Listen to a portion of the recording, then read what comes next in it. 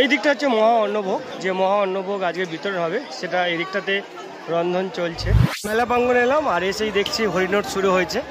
এটা আমাদের একটা প্রাচীন রীতি, হরিনোট দেওয়া। আমাদের এখানে মূলত বাতাসা দিয়ে প্রবেশ করছি। আমি ঠিক বহু স্টেশনের দিক দিয়ে যে রাস্তাটা এসছে ওই রাস্তা দিয়ে যাবো। প্রথমে মন্দিরে হরিনোট, ঠিক বিশ্বলক্ষ্মী মায়ের এই যে মন্দির আর তার পাশেই রয়েছে এই শিব মন্দিরটা। ভিতরে হ্যালো এভরিওয়ান, আরও একটা নতুন ব্লগে তোমাদের সকলকে অনেক অনেক স্বাগত। আশা করছি তোমরা সকলে অনেক ভালো রয়েছো। বেশ কয়েকদিন কোনো ব্লগ আসেনি।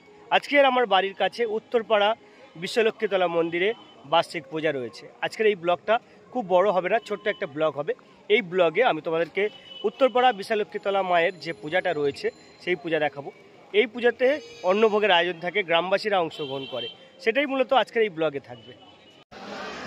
মন্দিরে প্রবেশ করছি। আমি ঠিক বহু স্টেশনের দিক দিয়ে যে রাস্তাটা এসছে ওই রাস্তা দিয়ে যাবো। প্রথমে মন্দিরে হরিনোট হয়, তো সেটা প্রথমে তোমাদেরকে দেখাবো। মেলা প্রাঙ্গণে এলাম আর এসেই দেখছি হরিনোট শুরু হয়েছে। এটা আমাদের একটা প্রাচীন রীতি, হরিনোট দেওয়া। আমাদের এখানে মূলত বাতাসা দিয়ে হরিনোট দেওয়া হয় এবং সেগুলো মানুষ সংগ্রহ করে।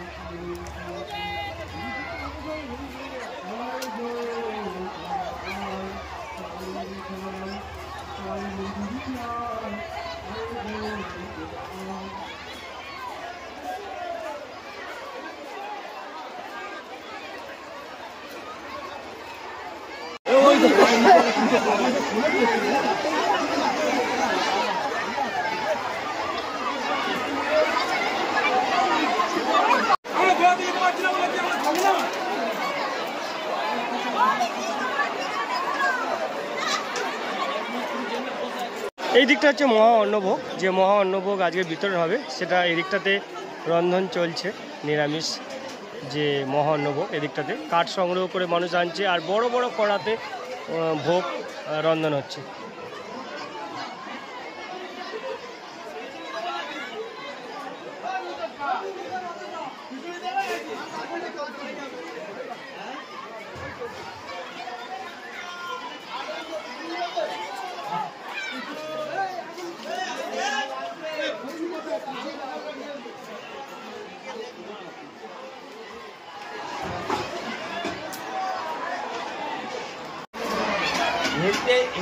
বড় জায়গায় ঘোড়া তুই ঢুকিয়ে দে না।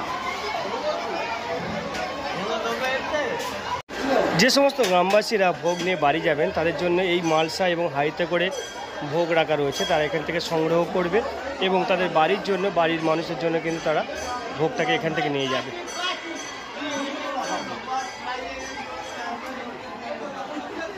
ভোগ রন্ধনের ঠিক পাশে আরেকটা নতুন মন্দির এখানে হয়েছে, সেই মন্দিরটা তোমাদেরকে দেখাবো। দেবাদিদেব মহাদেবের নতুন একটা মন্দির আর এই হচ্ছে মূল মন্দির। এখানে এখন ভিতরে ঢোকা সম্ভব নয়, তবু চেষ্টা করবো ভিতরটা দেখানো তোমাদেরকে।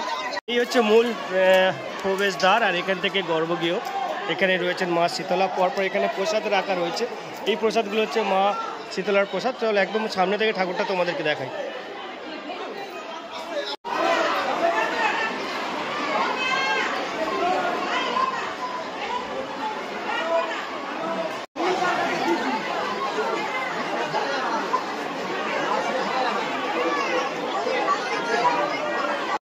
ঠিক বিশ্বলক্ষ্মী মায়ের এই যে মন্দির আর তার পাশেই রয়েছে এই শিব মন্দিরটা। ভিতরে শিব ঠাকুর এখানে অধিষ্ঠাতা। আমি তোমাদেরকে এই মন্দিরটাতে যখন জল নিয়ে আসা হয় তখন দেখিয়েছিলাম।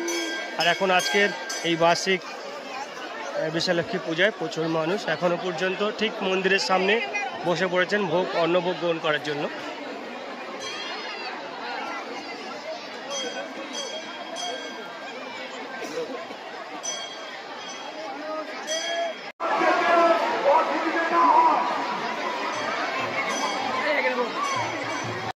বিশ্বলক্ষ্মী মায়ের পূজার মূল যে আকর্ষণ সেটা হচ্ছে ভোগ বিতরণ। গ্রামবাসীরা এখানে শ্রদ্ধার সাথে ভোগ গ্রহণ করে।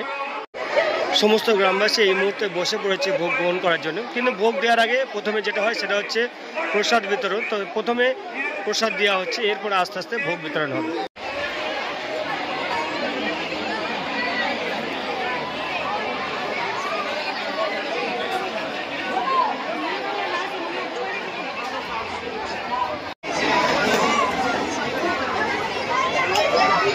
প্রসাদ দেওয়া শেষ, এবার ভোগ বিতরণটা চলছে, সকলের জন্য ভোগ দেওয়া হচ্ছে।